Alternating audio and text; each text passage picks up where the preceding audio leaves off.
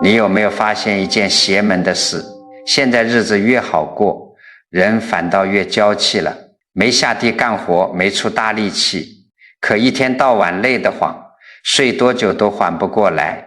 大夏天别人都喊热，手脚冰凉，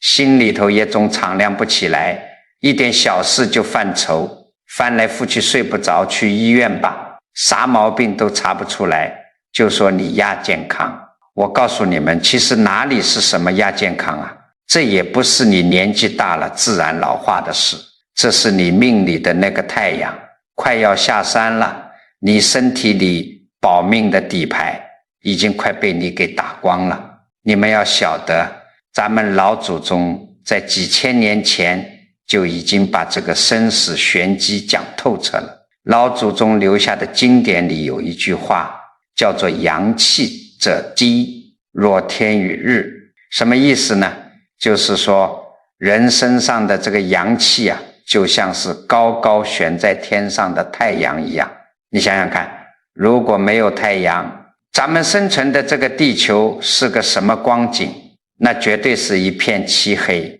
冰天雪地，万物都要死绝的，一根草都长不出来，对不对？人也是完全一样的道理啊。你以为你活着是靠你每天吃进去的那点大鱼大肉白米饭吗？是靠你存折里的那些数字吗？根本不是的。俗话讲人活一口气，这口气指的不是你鼻子里的呼吸，而是你生命最本源的能量，就是你的真气，也就是阳气，咱们这个有心有志的肉身。说白了，如果缺了这口气的支撑，那就是一堆皮肉骨头，就是一块毫无生机的朽木。只有当阳气在里面生生不息地转动，推动它，温养它，你吃下去的五谷杂粮才能化成气血，你的手脚才会温暖，你的眼睛才会发亮。阳气充足的时候，你不仅身体结实，你心里头也是敞亮阳光的。哪怕遇到天大的难事，遇到再多的倒霉事，你也有那个心气儿去扛下来，你会觉得这都不叫事。可是现在呢，你们自己看看周围，看看自己，很多人心里的阳光已经没有了，身上的温度也没有了，遇到一点点挫折，哪怕是别人无心的一句话，心里马上就崩溃了，抑郁了，觉得这辈子没指望了，这究竟是为什么？讲到这里，有的人就要问了，南老师啊，那我身上的阳气跑去哪里了呢？怎么就不知不觉没了呢？我常常讲，这个世界上绝没有无缘无故的果报，佛法讲得很清楚，凡事离不开一个因果业力。你今天身上阳气不足，浑身发冷，连带着精神萎靡不振，那都是你昨天前天乃至于你这大半辈子自己一点一点作践掉漏出去的啊！你们仔细去琢磨琢磨，现代人是怎么活的？欲望太强烈啦，脑子里一天到晚像个滚筒洗衣机一样转个不停，想的都是怎么多赚点钱，怎么比邻居过得有面子，儿女的工作顺不顺利，心头的贪求、焦虑和烦恼，就像春天的野草一样疯长，压都压不住，生活日夜颠倒，该吃饭的时候不吃，该睡觉的时候不睡，一点规律都没有。这种极其强烈的欲望和无休止的焦虑是最耗费人元气的。你想想看，当你心里生气、发愁、嫉妒的时候，是不是会觉得胸口发闷，浑身没劲？这就是在暗中大量消耗你的阳气，因为阳气都被你调动去应付这些虚妄的烦恼了。阳气一弱，阴寒的邪气就必定趁虚而入。起初是你抵抗力变差了，怕冷了，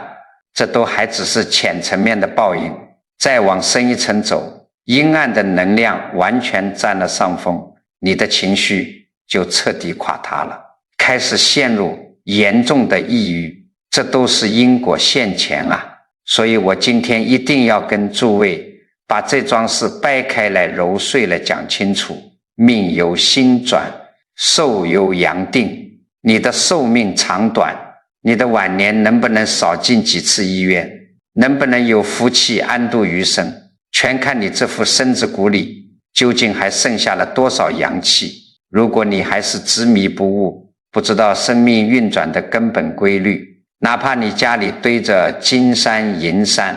哪怕你顿顿吃人参燕窝，最后也是一场空。既然阳气就是寿命，那我们缺了阳气该怎么办？现在的人啊，一觉得精神萎靡，身体虚，脑子里的第一反应是什么？是肾虚，不管男的女的，一听自己阳气不足，马上就去买各种大补的药，男的去搞什么鹿茸人参，各种边来泡酒，女的就去弄什么黑芝麻糊、阿胶、大枣，天天往肚子里塞，指望着能把那点阳气和精血补回来。结果怎么样呢？你们自己摸着良心想一想，吃下去以后手脚暖和了吗？精神变好了吗？根本没有，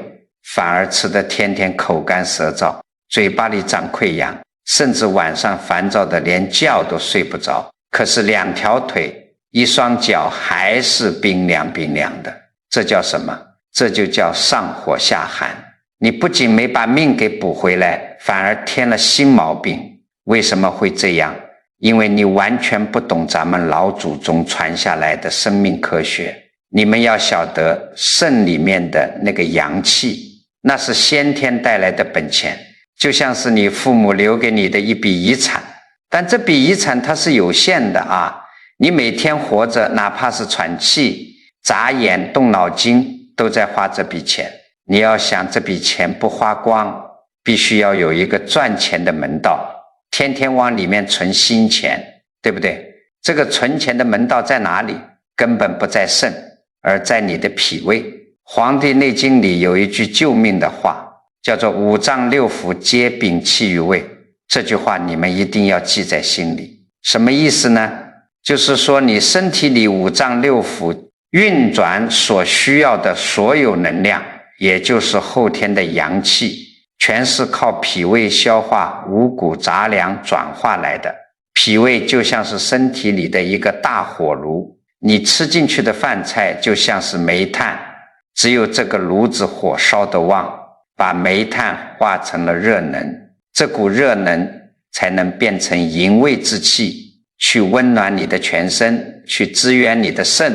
如果你脾胃这个炉子早就坏了，里头冰凉一片，你吃进去再名贵的人参鹿茸，它也化不开呀。不仅化不开这些大补的油腻的东西堆在胃里，反而成了沉重的垃圾，把气机全给堵死了。这就好比一个虚弱的连小米粥都喝不下去的人，你非要给他塞一大块肥肉，那不是要他的命吗？唐代有一位大医学家，也是修道的高人，叫孙思邈，大家都尊称他为药王。孙思邈活了100多岁，医术通神。有一回他遇到了一位达官贵人，这位贵人年轻的时候纵欲过度，加上官场上天天殚精竭虑，到了中年身体就全垮了。怎么个垮法呢？大夏天都要穿着厚棉袄，两条腿就像泡在冰水里一样凉，整个人面色发黑，精神极度萎靡，连走路的力气都没有。这位贵人有钱啊，他一看自己这样，心想我这肯定是肾阳虚到了极点啊。于是他发动所有的手下满世界去搜罗那些最顶级的壮阳补肾之物，什么成型的老野山参，什么老虎的骨头，名贵的鹿茸，一车一车的往家里拉，天天熬成浓汤当水喝。喝了几个月，这贵人不仅腿没暖和过来，反而出了大问题。他开始整夜的失眠，眼睛通红像兔子一样，鼻子天天流血，脾气变得暴躁无比，稍微吃点东西肚子就胀得像个鼓，连气都喘不上来，眼看着人就快不行了。家里人赶紧把孙思邈请了过来。孙真人坐下来，伸手一搭他的脉，眉头就皱起来了，直接训斥了他4个字：不知根本。孙真人跟他说，你以为你这是在补命，你这是在催命，你的脾胃早就因为常年的忧思和不规律的饮食变得像一滩死水一样了。脾胃一死，上下气机就不通，你吃下去的那些大热的补药在肚子里根本消化不了，那股热气下不到腿上，全被堵在中间，最后只能往上冲，这就叫虚火上炎。你现在看的是火气大流鼻血，其实你底下的真阳已经快绝了。贵人一听吓坏了，赶紧问怎么救。你们猜孙真人是怎么救他的？孙真人把他家里那些价值连城的补药全给扔了，一点热药都没用，就开了一些平平淡淡调理脾胃的药，然后嘱咐他的厨子每天只准给他熬最容易消化的小米粥，粥面上那一层厚厚的米油，那就是最养胃气的甘露。孙真人告诉他，什么时候你觉得肚子饿了，吃得下饭了，什么时候你这阳气就自己升起来了。果不其然，几个月清清淡淡调理下来，这位贵人的脾胃通了，吃下去的五谷杂粮能化作气血了，上面流鼻血的虚火降下去了，2条腿也奇迹般的暖和了过来。这就是胃气一复，真阳自生。你们想想看，连古人都容易犯这种糊涂，更何况我们现在的人呢？我看到很多老年朋友也是这样，孩子们孝顺，过年过节买一大堆高蛋白的营养品，浓汤坚果补药塞给老人，老人家牙口不好，胃肠消化能力本来就退化了，硬着头皮吃下去，结果天天便秘腹胀，肚子里咕噜咕噜响，反酸打嗝。你以为你在吸收营养，其实你的身体为了排泄这些消化不了的好东西，正在大量透支你仅存的那一点阳气。所以啊，诸位要记住，要想阳气足，要想百病除，第一条铁律，保护好你的脾胃，它是你阳气的发源地，是你生命的造血机。平时吃饭吃个7、8分饱，吃点温热软烂容易消化的东西，比你吃什么仙丹妙药都强。哪怕你只是一碗白米饭，一碗热汤下肚，只要你的胃能舒舒服服地把它化开，那就是在长你的真阳之气。可是让人痛心的是什么呢？是我们现在的人不仅不知道去保护这个造阳气的火炉，反而每天都在做一些极其愚蠢的事情，亲手拿着一盆盆的冰水往自己生命的火炉上浇。有些习惯你天天在做，还以为是时髦，还以为是西式的健康养生，其实那就是在割自己的命啊。说到这里，我必须要狠狠地点醒你们，特别是现在很多住在城市里的老年朋友，还有你们那些自以为懂科学的年轻一辈，你们每天引以为傲的所谓规律生活、自律养生，很多根本就是在作死。我今天就要把你们日常生活中最容易犯的3大绝症级的坏习惯给你们好好扒一扒，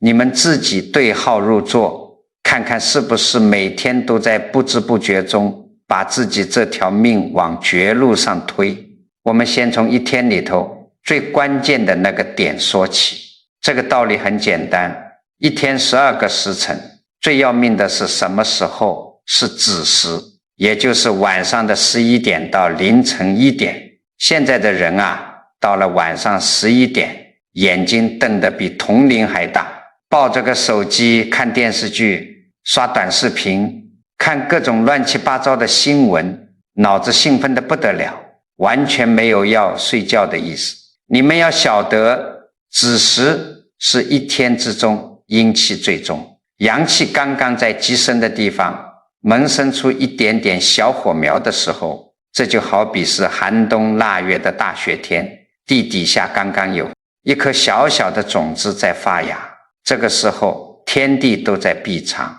万物都在休息，你必须要通过深度的睡眠把这个门死死关上，让这颗小火苗在里面慢慢积攒力量，这就是在养你的底火。底火是什么？底火就是你保命的元气。你在这个时候不睡觉，还在熬夜耗神，等于是在冰天雪地里把大门敞开，把你那点刚刚萌生出来的脆弱的不堪一击的阳气种子深深地扔到外头的寒风里去冻死。一天两天你觉得没事，3年5年下来，你的底气全被抽干了，整个人就像一截被掏空的朽木，随便一阵风就能把你吹倒。好，如果你说你晚上熬夜了，第二天早上总该好好养着了吧？偏不，现在很多人跟着西方学了一套极其荒谬的生活方式，叫什么呢？叫晨起冲凉。每天早上天刚亮或者7、8点钟刚爬起来，眼睛还没睁开，直接冲进浴室，打开喷头就开始洗头洗澡。有的人还觉得洗热水不过瘾，为了提神用温凉的水洗。我告诉你们，这是一个极其摧残生命的坏毛病。你想想看，早晨是什么景象？早晨太阳刚刚升起来，咱们身体里的阳气也跟外头的太阳一样，刚刚从身体最深处升腾起来，走到体表，准备去护卫你一天的精神和体力。这个时候的阳气就像炉子里刚刚升起来的一小撮火苗，火势还没旺呢，你倒好，哗啦一盆水从头顶浇下来，不管你用的是热水还是凉水，水本性就是阴寒的湿的，你这一洗，寒湿之气顺着你刚刚打开的毛孔直接就钻进身体里去了，把你那刚生出来的一点阳气浇的是一干二净，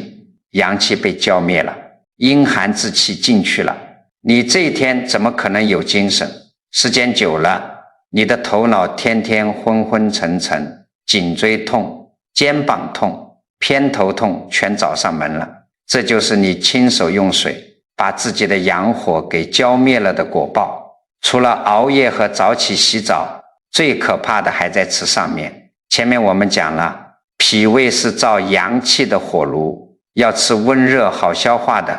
可是你们看看现在人都在吃什么？但凡稍微有点牙龈肿痛，喉咙发干，或者脸上长个痘痘，第一反应就是哎呀我上火了，然后赶紧去买那些苦寒的凉茶往肚子里灌，菊花茶、金银花茶当水一样喝，你那个哪里是真上火啊？那是因为你下面太寒了，脾胃太虚了，虚火飘在上面下不来，你再喝凉茶，等于是在本来就快熄灭的火炉上又泼了一层冰水，直接把胃气给彻底冻死。还有些人特别喜欢吃甜腻的东西，什么奶茶、小蛋糕，或者各种冰镇的饮料。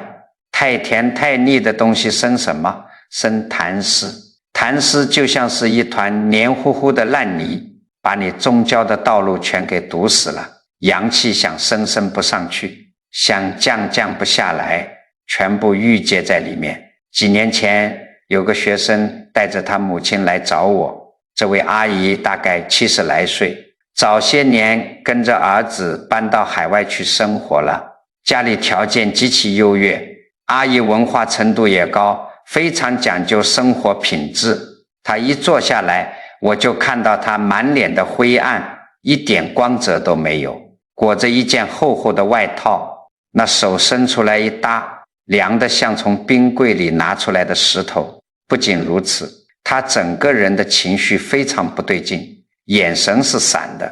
一直就在那掉眼泪，说自己不想活了，觉得活着没意思。他儿子在旁边急得直叹气，说老太太现在查出来甲状腺里全是结节，乳腺上有囊肿，肠道里还有息肉，更要命的是查出了重度抑郁症。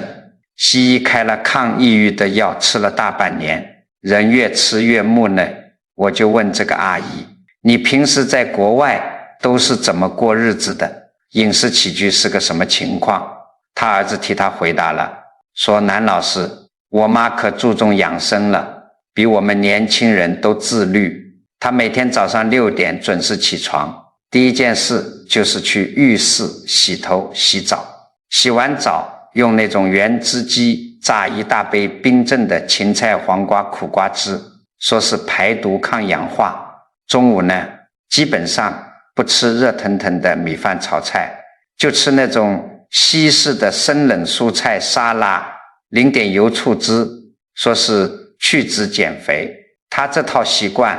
坚持了整整6年了，雷打不动。我一听连连摇头，真是糊涂啊。我当时就对这位阿姨说，你哪里是在养生，你这是在天天给自己服慢性毒药啊。你想想看，每天早上阳气刚起，他先去洗个头洗个澡，把外头的体表阳气打散，接着一杯冰镇的苦瓜芹菜汁灌下去。芹菜苦瓜本来就是大寒之物，还加了冰镇，直接把脾胃这个火炉给浇了个透心凉。中午还不吃热食，天天吃生的草，你真当自己的肠胃是牛羊的胃啊？牛羊有4个胃能反刍，你有吗？整整6年啊，他每天都在大量往身体里输送极阴极寒的能量，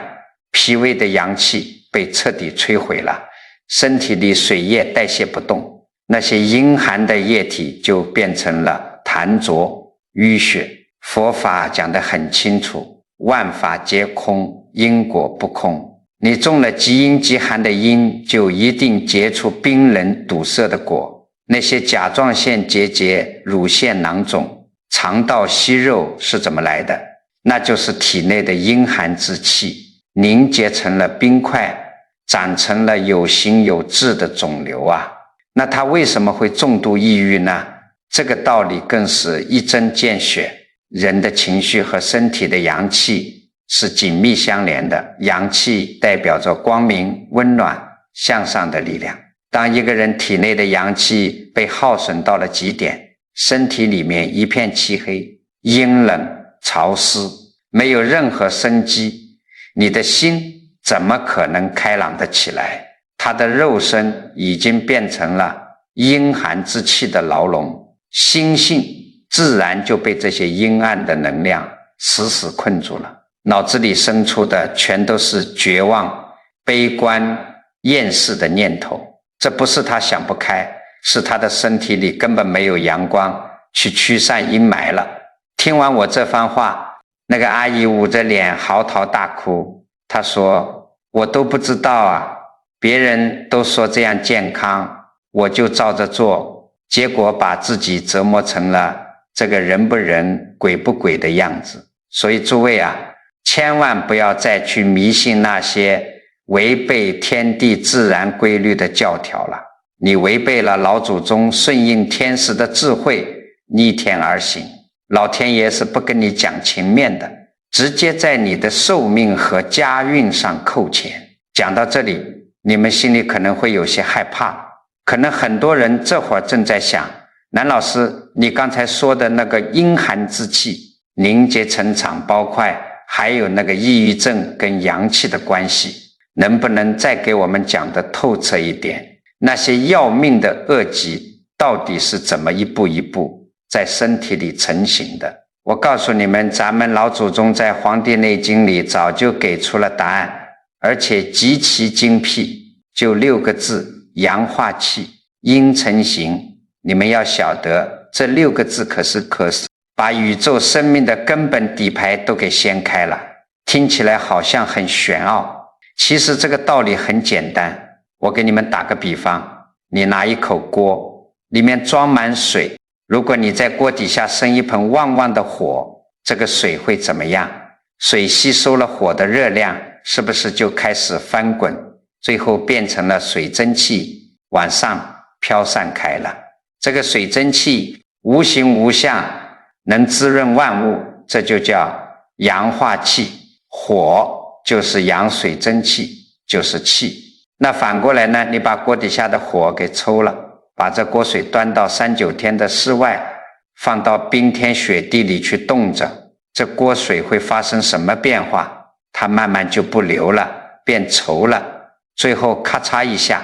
结成了一块死硬的大冰块，这就叫阴成形。没有了阳气的温度，水就变成了有形有质的硬邦邦的固体。我告诉你们，咱们人体的运转跟这口锅简直一模一样。你吃下去的饭，喝下去的水，在你身体里化作了血液和精液。如果你的脾胃有火，肾底有阳气，这股生命之火在底下烧着，你全身上下的气血就是一团活泼泼的水蒸气，运行顺畅，哪里有毛病它都能给你冲刷干净。可是现在呢，你们天天熬夜把底火抽了，天天早上洗头洗澡用凉水浇自己，天天吃生冷寒凉的东西，把脾胃给冻死。你身体里的那个炉火早就被你们自己给扑灭了。火一灭，你身体里常年就跟一个大冰窖一样，这时候你身体里的那些水液垃圾它还流得动吗？流不动了，它开始在你的经络里、血管里、五脏六腑里停滞下来。停下来以后，就变成了中医里讲的痰浊湿气淤血。这些阴寒的东西越聚越多，越结越硬，最后变成了什么？最后就变成了你体检报告上的脂肪肝，变成了堵塞血管的血栓，变成了甲状腺上的结节，乳腺上的囊肿，肠子里的息肉。如果这股阴寒之气再重一点，这些小冰块最后就长成了要命的肿瘤啊！你看那些得了重病的人，是不是到了晚期全身冰凉，怕风怕冷？因为他身体里的阳气全耗干了，全身上下全被阴气凝结成了实实在在的冰块。很多人到了这个时候还指望一刀切下去，把那个包块割掉就万事大吉了。你想想看，你锅底下的火不点起来，你今天把这块冰砸碎了捞出来扔掉，明天那个寒水是不是又会在原地方结出新的一块冰？绝对的嘛。所以为什么很多人割了又长，长了又割？因为你身体里的阴寒环境根本没有改变，你的阳气没有升起来啊。讲到这里，有人就要问了，南老师啊，身上长包块我听懂了，是水结成冰了，那精神上的毛病呢？为什么现在这么多人，无论大人还是小孩，动不动就焦虑、抑郁、失眠，想不开，甚至要去寻短见？这难道也是阳气不足引起的吗？诸位啊，这个问题太关键了。我告诉你们，这绝对不仅仅是阳气不足引起的，这是因为阳气衰败到了极点，阴寒之气彻底占据了你的身心，业果全面现前了。咱们很多人，甚至很多不懂老祖宗学问的医生，都把抑郁症单纯看作是大脑里的什么化学物质不平衡，或者是碰到了什么伤心事，钻了牛角尖。其实远远不止如此。老祖宗讲究身心不二，肉体和精神是绝对分不开的。你想想看，阳气代表的是什么？是光明，是温暖，是生机勃勃，是勇敢，是开心，是向上的力量。当一个人阳气充足的时候，他的心里就像装了个小太阳，哪怕他今天丢了钱，哪怕他被人骂了一顿，遇到天大的难事，他睡一觉第二天起来照样乐呵呵的，觉得这天塌不下来。可是当你把自己的阳气耗损光了，身体里漆黑一片，冰冷刺骨的时候，你的肉身就变成了一件常年不见天日、发霉漏水、阴暗潮湿的地下室。佛法讲得很清楚，我们的起心动念是受自身业力和色身肉体影响的。当你神识住在这样一间阴森森的地下室里，你的心还能安得住吗？还能开朗得起来吗？绝不可能的。这个时候你的心性就被这种极其强大的阴暗能量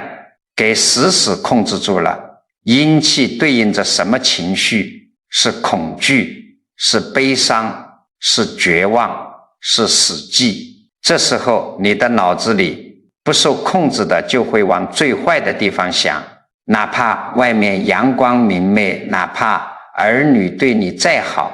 你都觉得世界是一片灰暗，你觉得谁都在针对你，你觉得活着就是受罪。这根本不是你想不开，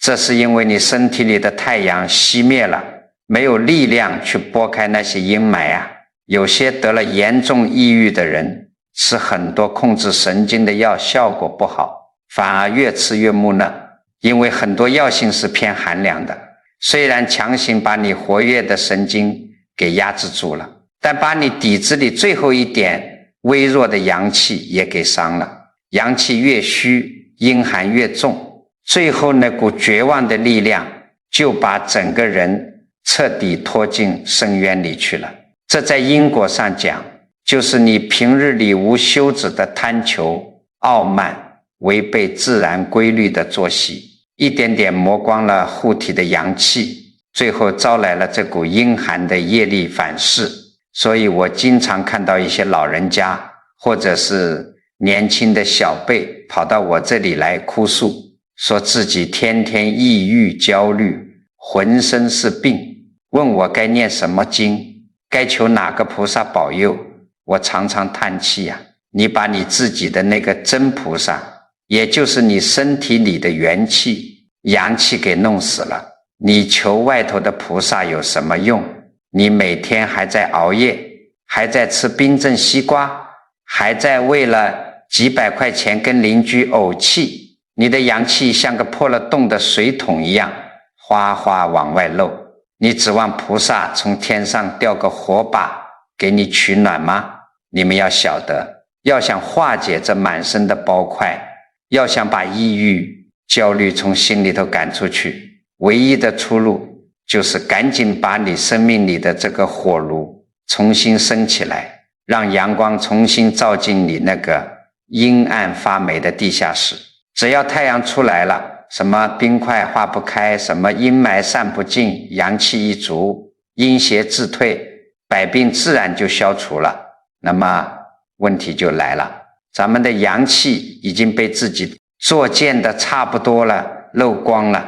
该怎么把它找回来呢？既然要把阳气借回来，我们就要向谁借呢？当然是向老天爷借。天上最大的阳气源头在哪里？就是那个太阳啊。老祖宗讲天人相应，人的身体是个小宇宙，外面是个大宇宙。你想把体内那个熄灭的火炉重新点燃，最快最直接的办法就是把天上那个大火炉的能量接引到你自己身上来，这叫向天地借阳。可是我告诉你们，借天阳是有极其严格的火候和规矩的。现在很多人跑去晒太阳去锻炼，不仅没借到阳气，反而把搞到最后身体更差了。为什么？因为你不懂法度。我们先讲第一个规矩，你要把背交出去。你们要晓得，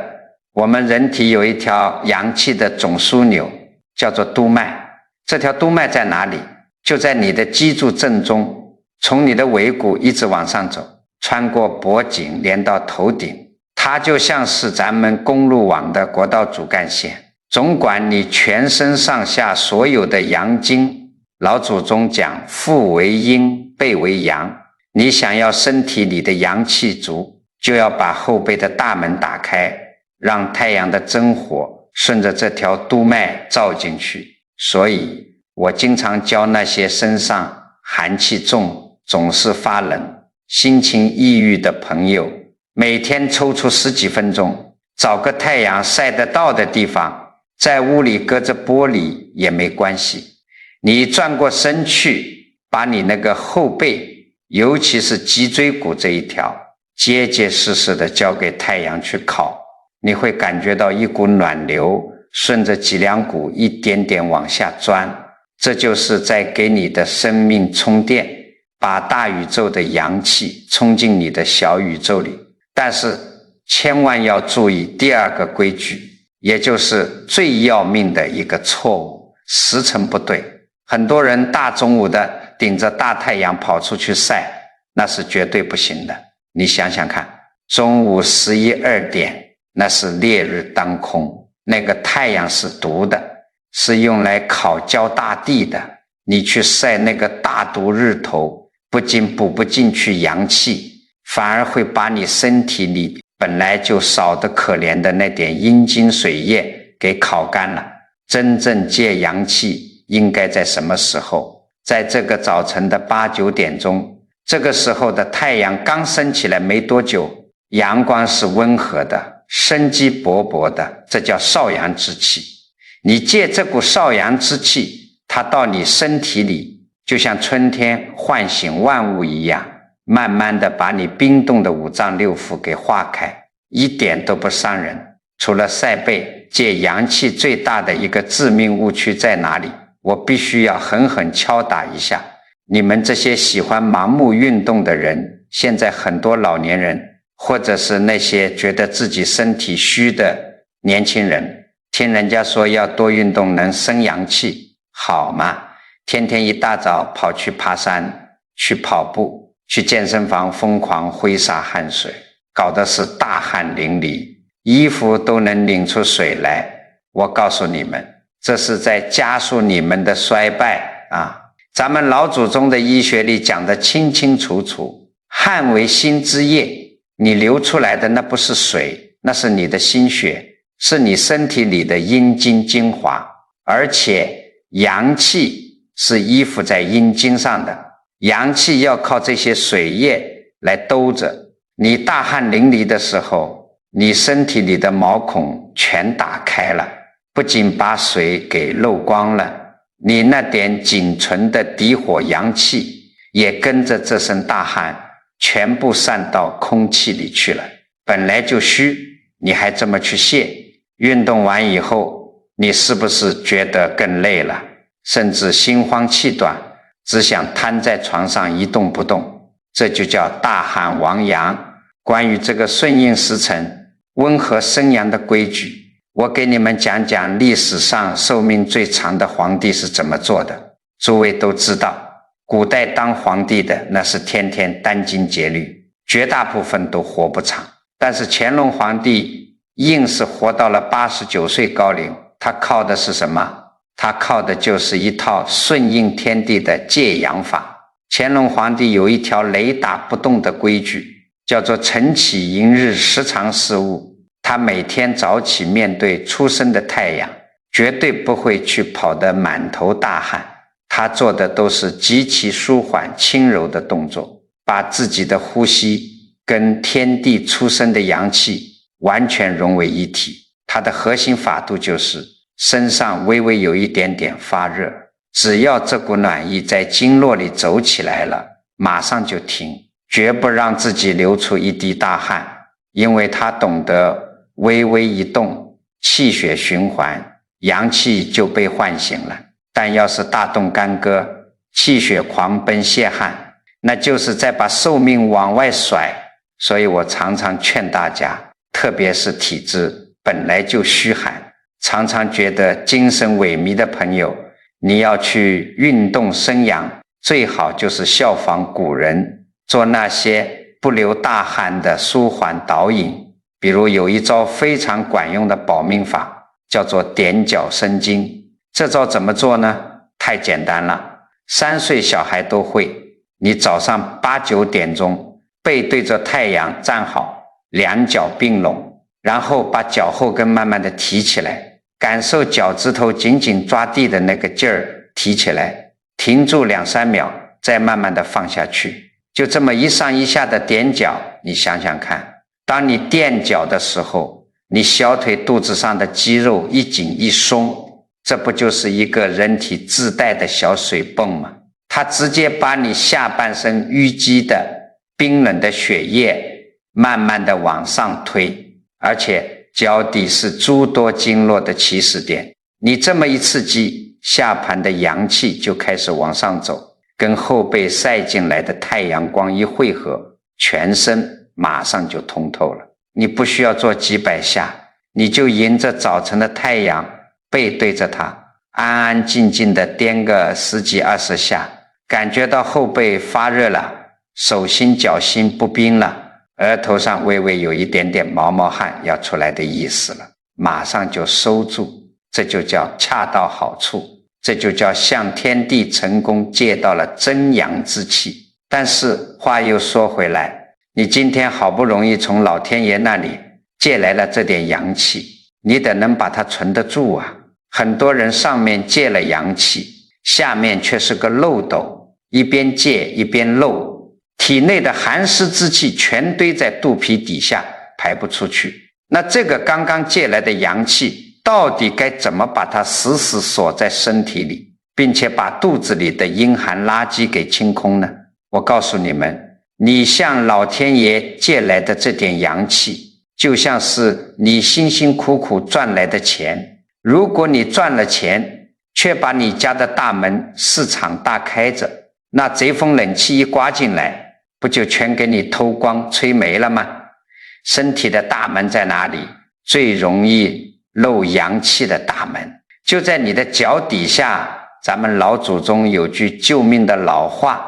叫做寒从脚下起。你看外面的大树，秋天一到，树叶全落光了，可是只要树根保住了，没冻死，到了第2年春天，它照样发芽开花。人也一样啊，人的2只脚就是人体的根基，在咱们脚底板正中间有一个极其关键的穴位，叫做涌泉穴。这个名字起得多妙啊！涌泉就是生命之水，生命之气往外涌的泉眼。可是你们要晓得，这个泉眼一旦被冻住了，阴寒的邪气就会顺着这个天然的缺口长驱直入，一路往上窜，直接冻坏你的5脏6腑。我常常看到很多人，甚至很多上了年纪的老人，大夏天的在家里光着脚踩在冰凉的地板上，或者穿着露脚趾头的凉鞋，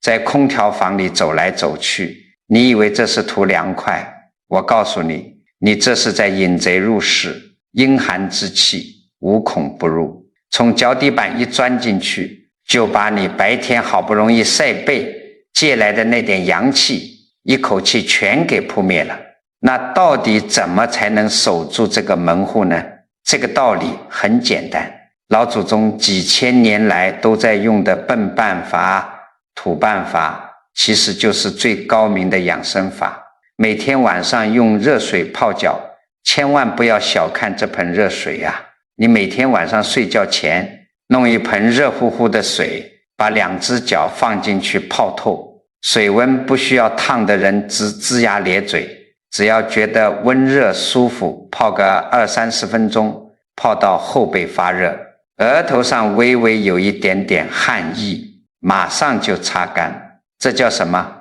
这就等于在你身体的最底部，在那个涌泉穴的门口生了一盆旺旺的炭火。这盆火一升起来，就把涌泉穴这个大门给死死地封住了，外面的贼风寒气再也进不来了。不仅如此，这盆炭火的热力还会顺着腿肚子一路往上走，去温养你的肾脏，把你白天劳心劳力消耗掉的底气给补回来。你这扇底盘的大门关紧了，你借来的阳气才能安安稳稳地锁在身体里。晚上睡觉的时候，这股暖流在经脉里游走，你的睡眠自然就深沉了。什么失眠、多梦的毛病，全都在这盆热水里化解掉了。好，大门我们关上了，外面的贼进不来了。可是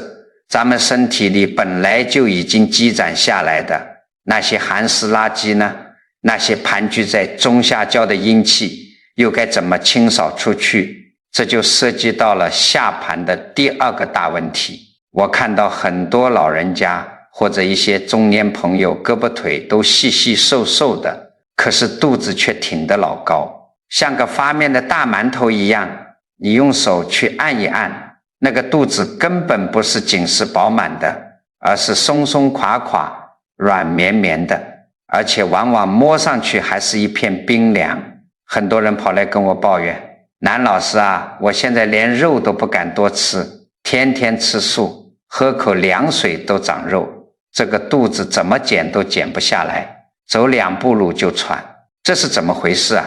我告诉你们，肚子上那一圈根本不是什么营养过剩长出来的真肉，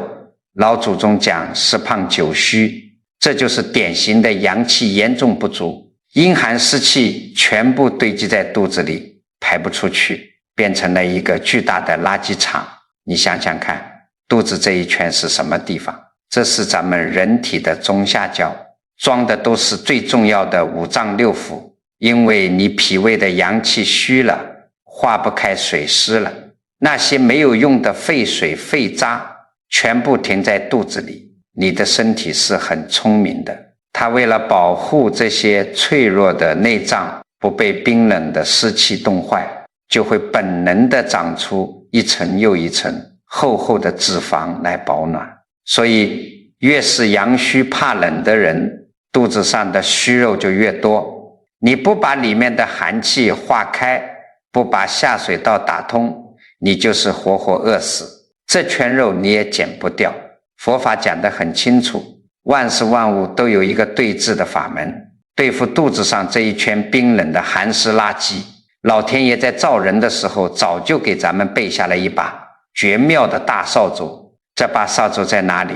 就在你的腰上，叫做带脉。什么叫带脉？你们要晓得，咱们人体里有很多经络，不管是督脉还是任脉，绝大多数都是竖着走的，也就是上下贯通，唯独只有这一条带脉，它是横着走的，它就像一根无形的皮带一样，在你的腰腹部绕了一圈，把所有竖着走的经络全部给拦腰束住。你们试想一下，如果这根皮带松了堵了，受了寒凉了，你上下经络的交通是不是就彻底瘫痪了？上半身的阳气下不去，下半身的寒湿上不来，所有的垃圾全部死死地堵在腰腹这一圈，这就结成了你肚子上那厚厚的一层虚寒之肉。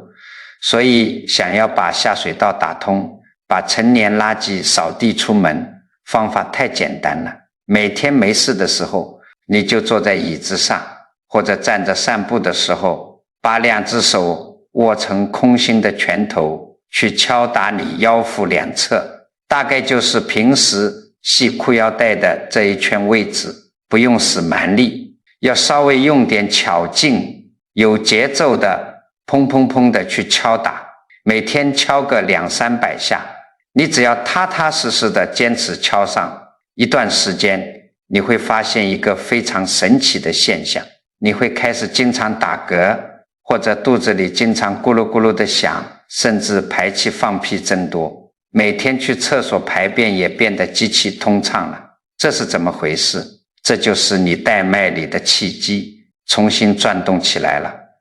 这把大扫帚开始干活了，把你中下焦那些陈年的寒湿垃圾、淤血、痰浊通通给打散了，顺着肠道往下排，垃圾一扫空，通道一打开，你再摸摸你的肚子，原来冰凉软绵绵的肥肉开始变紧实了，变热乎了。这就说明你借来的真阳之气终于在你的身体里安家落户，畅通无阻了。你肉体上的死结一旦打开，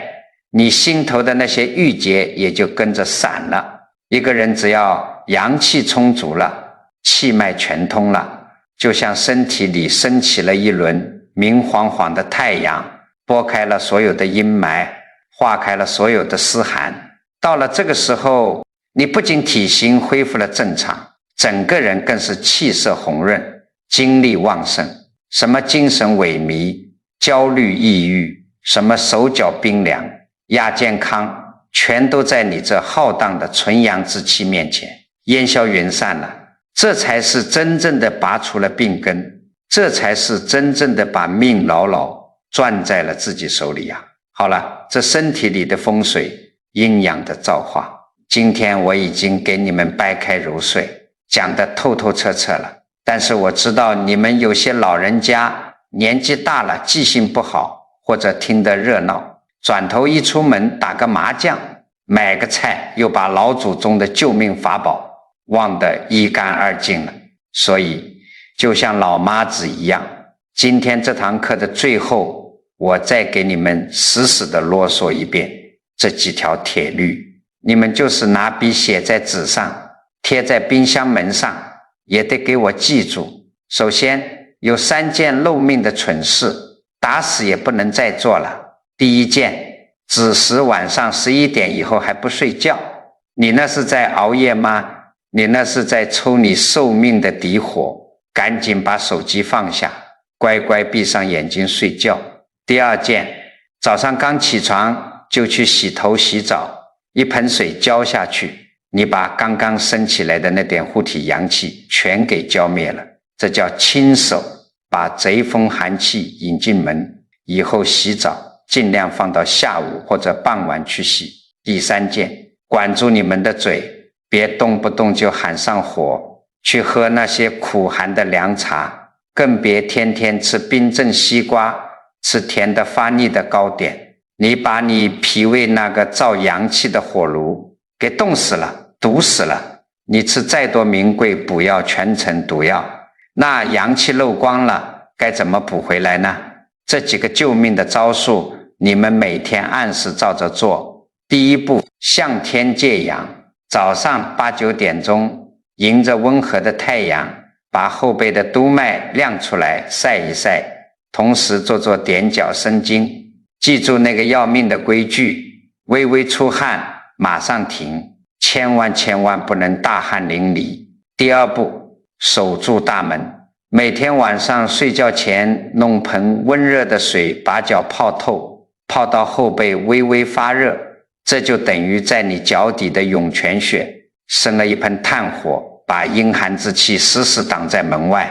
第三步，打扫垃圾，每天坐着没事，2只手握成空拳，去敲打腰部系裤腰带那一圈的带脉，每天敲个200、300下，把你肚子里那些冰凉的软绵绵的寒湿垃圾全部扫地出门。这几步难吗？1分钱都不用你花，全靠你自己的行动。可是诸位要记住，我上面给你们讲的这些晒背也好，泡脚也罢，还都只是在你们的肉身上做文章，这是术，还不是最根本的道。咱们今天讲的最高机密，阳气最根本的来源到底在哪里？这个道理很简单，最大的阳气根本不在天上，也不在那些灵丹妙药里，而在你们的心里。佛法讲得很清楚，一切为心造，万法由心生。你们去仔细体会一下，什么叫做阳气？阳气就是光明，就是温暖，就是生机勃勃。那你再看看自己的起心动念，当你心里头起了贪念，想要算计别人的时候，当你看到邻居赚了钱买了车，你心里嫉妒的难受的时候，当你因为儿女顶了你一句嘴，你气得浑身发抖，大发雷霆的时候，你那个心是光明的还是黑暗的？是温暖的还是冰冷刺骨的？全都是极其阴暗、极其寒冷的啊！这些贪婪、嗔恨、嫉妒、抱怨的念头，全都是最可怕的阴寒之气。只要你脑子里一动这些恶念，你身体里原本浩荡的阳气瞬间就像遇到了冰水一样，唰的一下就熄灭了。你看那些脾气暴躁、天天抱怨、心眼极小的人，哪有一个是面色红润、身体健康的，全都是面容枯槁，一身的结节和包块。这就是因为他们的心太阴暗，把自己的阳气全给杀死了。反过来，什么才是最大的阳气？是你的善念，是你的慈悲心，是你的欢喜心。当你看到别人有难，你真心实意想去搭把手的时候，当你遇到吃亏的事，你一笑而过，不去计较的时候，当你每天早上醒来能在心里念一句愿天下人都能平安健康的时候，我告诉你，那一瞬间你的心里就升起了一轮万丈光芒的太阳。这种从你心底里生发出来的纯善的阳气，力量大得不可思议。它不仅能瞬间打通你全身堵塞的经络，把你体内的寒湿肿瘤结节一点点化解掉，它更能改变你整个家庭的风水。一个家里头如果有个慈悲祥和、天天满脸笑容的老人，这个家的阳气就是充足的，子孙后代在这个纯阳的能量场里成长，哪有不飞黄腾达、平安顺水的道理？最好的风水不是你在家里摆什么貔貅、挂什么八卦镜，最好的风水就是你这颗充满了善意和光明的人心。所以改变命运、拔除百病，最核心的法门就在于改念、改行、改因果。你不把心里的阴暗垃圾清空，你天天坐在太阳底下晒脱了皮，你也补不进阳气去。诸位朋友，今天老头子我把这套保命改命的天机都给你们交了底。如果你觉得南老师今天讲的这些大白话真真切切的对你有帮助，听进了你的心里，请你动动手指给南老师点个赞，点个关注。更重要的是什么呢？我希望你们把这个视频转发给你们的家人亲戚，分享到你们的朋友圈和家族群里去。你们要晓得，你这个转发分享的动作绝对不是在凑热闹，在佛门里这叫做极其殊胜的法布施。你想想看，也许你的老伴或者子女今天晚上正准备熬夜，正准备去喝那些冰镇的寒凉之物，正因为生活里的琐事抑郁痛苦，阳气枯竭，结果他看了你随手转发的这篇内容，心里突然咯噔一下醒悟过来了，他把冰水放下了，他晚上早早去睡觉了，他郁结的心结解开了。你这一句提醒就让他少造了一场业，少生了一场大病，甚至少败了一次家运。你这就等于救了人一命，护了人一运啊！赠人玫瑰，手有余香。大病你散播出去的这些善意和光明，最后全部都会化作无量的功德和福报，回向到你自己和你子孙后代的身上。最后文字是有力量的，念头是有能量的，千万人的善念如果在同一个地方汇聚起来，那个正向的磁场威力是极其惊人、不可思议的。我希望大家听完之后都能在评论区里留下你们的一句善言。你可以写上一句愿家宅平安，阳气充沛，或者写一句愿家人健康长寿。当你敲下这些字的时候，你就是在向宇宙天地发射最纯正的阳气。当成千上万条这样的善言汇聚在评论区，每一个刷到这个视频的人都会被这股庞大的光明能量所洗礼，这股强大的正向磁场必将保佑你们身体健康，福泽绵长。